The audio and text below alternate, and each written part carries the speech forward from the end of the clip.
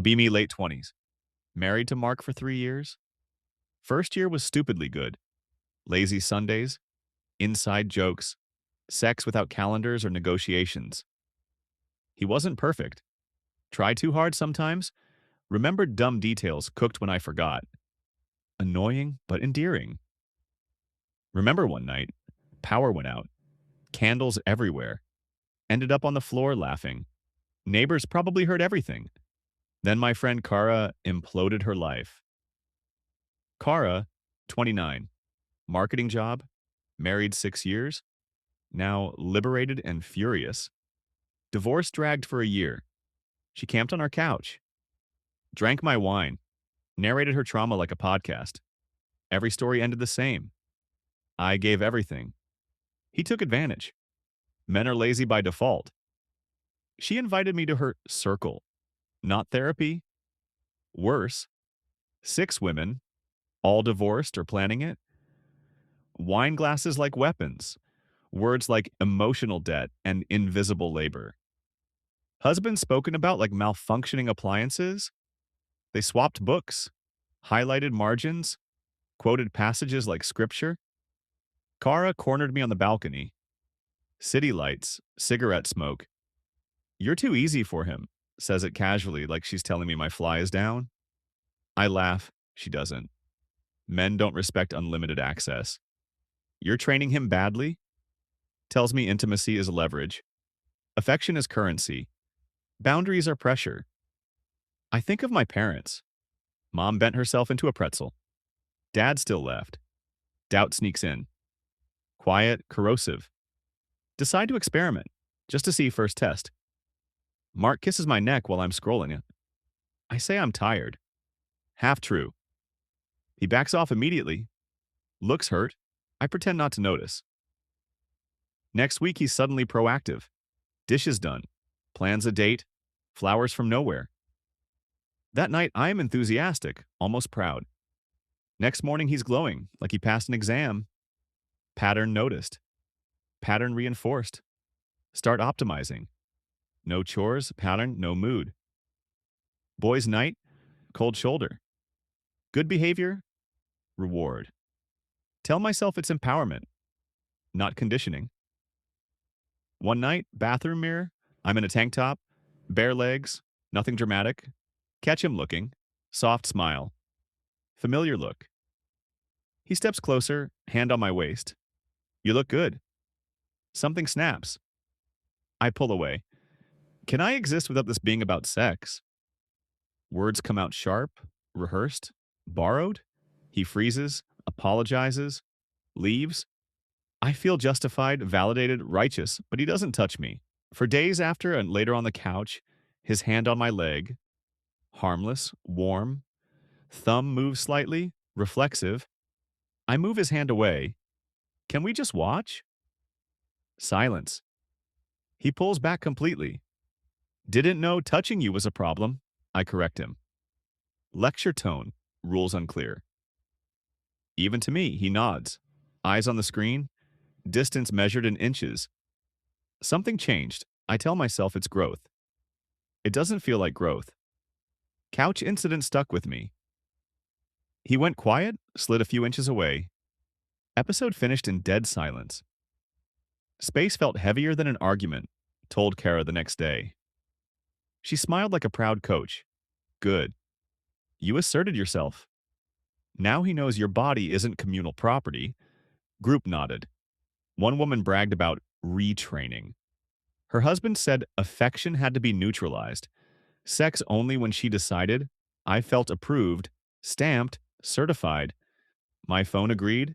Feed full of therapists. Pastel infographics. Slogans about autonomy. Mark adapted fast. Dates got elaborate. Reservations. Handwritten notes. Flowers for no reason. When I finally said yes, gratitude all over his face.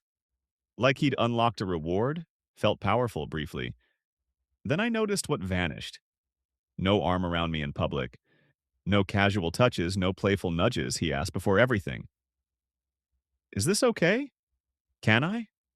Like he was filling out a form, told myself this was respect. Then came the Friday. He'd been good all week. Cooked. Planned things I mentioned once months ago. Expectations sat in the room. Quiet. Patient. We're in bed. I'm scrolling. Perfect couples on beaches. He kisses my shoulder. Barely there. Careful irritation flares. I don't feel like putting on a show tonight. Don't even look at him. Silence. Well, a show? Shrug. I'm tired. Usually he'd try to fix it, ask questions, negotiate. This time, just okay. Rolls over, faces the wall, asleep in minutes. I lie there awake, unsettled like I won. But the prize was empty. Tell myself it's fine. This is what boundaries look like. Small voice disagrees. Next morning, he's polite, coffee made, kiss on the forehead, feels automated. Days pass, zero initiation, no looks, no jokes, nothing. I tell Kara, she says it's manipulation, silent treatment, but it doesn't feel like punishment. It feels like relocation. Gym becomes his second address, new clothes, protein tubs, discipline, body changes. Other women notice. I ask if he's trying to impress someone. Smiles. Just improving my stats. Friends multiply. Poker nights, hikes, random projects. He asks permission out of habit.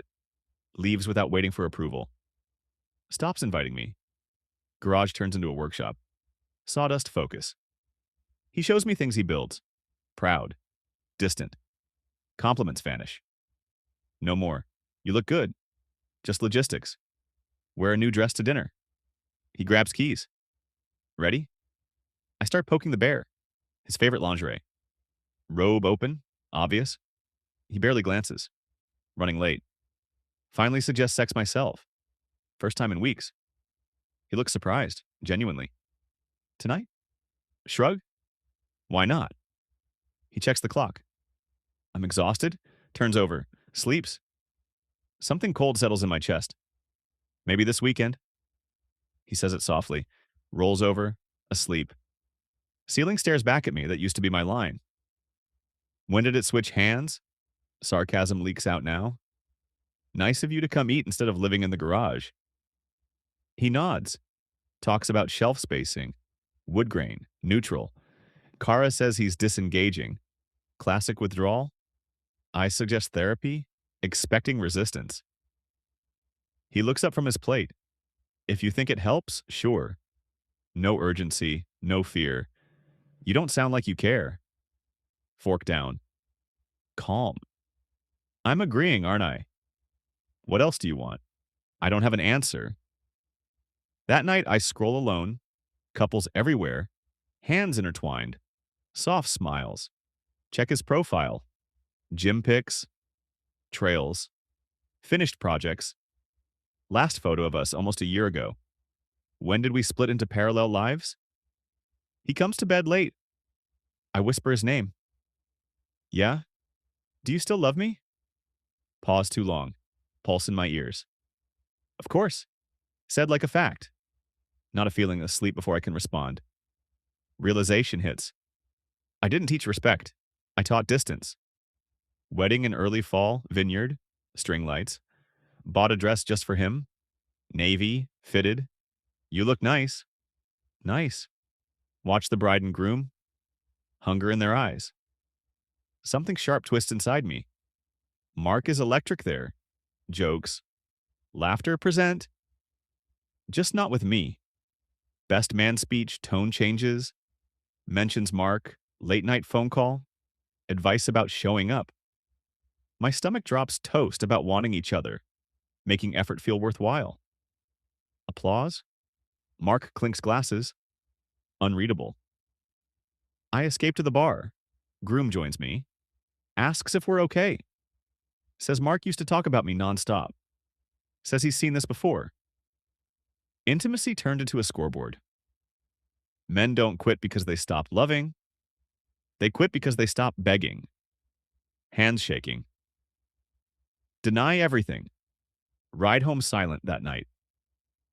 I initiate. Desperate. Urgent? He responds automatically, then stops. I'm tired. Stares at the wall. I stare at him, realizing I don't know how to reach him anymore. Seriously? I say it out loud. You're saying no? He blinks, genuinely puzzled. You do it all the time. That's different. Even as I say it, I know I've got nothing. He turns away. Night, ceiling again. Realization settles in. The switch didn't flip tonight. It flipped months ago. Panic week begins. Monday, dig out the lace set he bought last year. Tag still on. Expensive. Deliberate you walk. Slow past the couch. Bend down. Make sure he notices. Hi. Looks up. Half-second pause. Looks nice. Back to reading, like I showed him a lamp. Tuesday, cook his favorite meal. Candles, effort. He's thankful. Relaxed. Leaves for the garage afterward. Watch wax melt alone. Wednesday, movie night. I lean in. His arm goes around me. Friendly, default. Credits roll. He goes to bed without me. Thursday, we're drifting. Yeah. Calm, neutral. Do you want to fix it? Shrug. Do you? Friday, shower running. His phone buzzes. Shouldn't, but I do text with his friend weeks back. Him saying he's calmer now. Better. Stopped waiting. Hope was eating me alive. Now I just do things that don't reject me.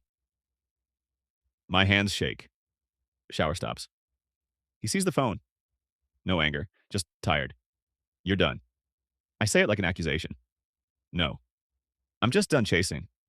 I cry, yell, call him cruel. He listens. Arms crossed. I tried. For a long time. Guest room door closes. Morning.